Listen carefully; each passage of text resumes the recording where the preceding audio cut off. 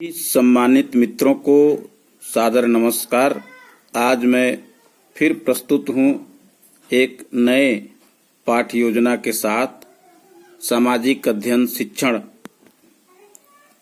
का एक नया पाठ योजना जो भूगोल से संबंधित यानी पृथ्वी और हमारा परिवेश से संबंधित है, आप अध्ययन करेंगे। पाठ योजना का निर्माण भी एक कौशल है और हम जितने ही अच्छे ढंग से बनाते हैं, कक्षा शिक्षण उतना ही प्रभावकारी होता है। इस बात का हमें ध्यान रखना पड़ता है। प्राथमिक कक्षाओं में हमारा परिवेश भी इसी से संबंधित है।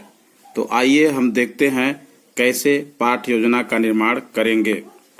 प्राथमिक कक्षाओं में हमारा परिवेश और जूनियर कक्षाओं में पृथ्वी और हमारा जीवन से संबंधित पाठ योजना जो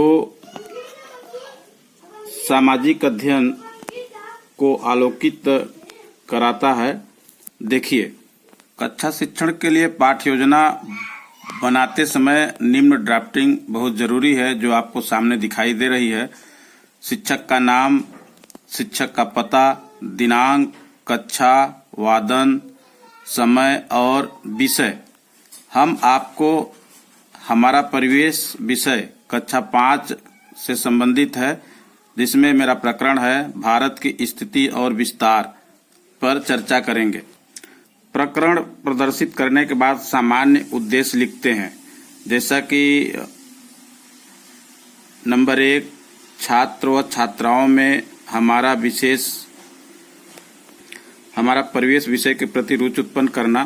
छात्र व छात्राओं में ऐसी स्थिति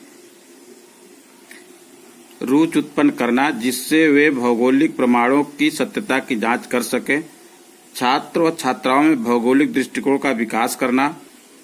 छात्र व छात्राओं में तर्क शक्ति और कल्पना शक्ति एवं स्मरण शक्ति का विकास करना तथा छात्र व छात्राओं में प्राकृतिक वातावरण के परिप्रेक्ष्य में सामाजिक वातावरण का ज्ञान कराना मुख्य उद्देश्य है। इसके बाद विशिष्ट उद्देश्य।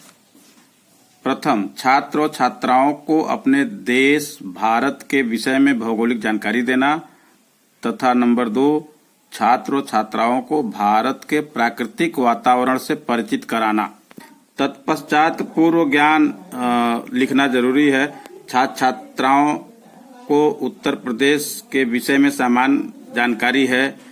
सहायक सामग्री कक्षा शिक्षण के लिए जो आवश्यक है वो अंकित करना जरूरी होता है। तत्पश्चात प्रस्तावना के प्रश्न, जैसा कि प्रकरण के अनुसार 3 प्रश्न बनाए गए हैं। आप किस जनपद में रहते हो? जनपद सोनभद्र। जनपद सोनभद्र किस प्रदेश में स्थित है? उत्तर प्रदेश। उत्तर प्रदेश किस देश का प्रदेश है? भारत देश। भारत देश के बारे में आप क्या जानते हैं? यह समस्यात्मक प्रश्न है। इसके आगे फिर उद्देश्य कथन लिखेंगे।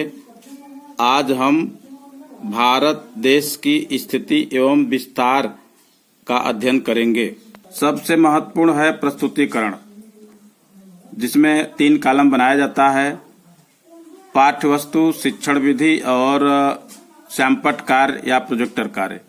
प्रस्तुतिकरण को 2 भागों में 3 भागों में बांट दिया जाता है। यहाँ पे मैं 2 अनुवृत्तियों में पाठ्य को प्रस्तुत कर रहा हूँ।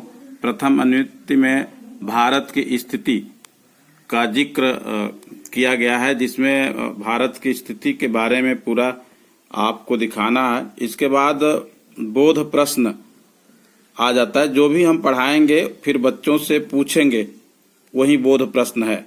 जैसे भारत किस महाद्वीप में स्थित है?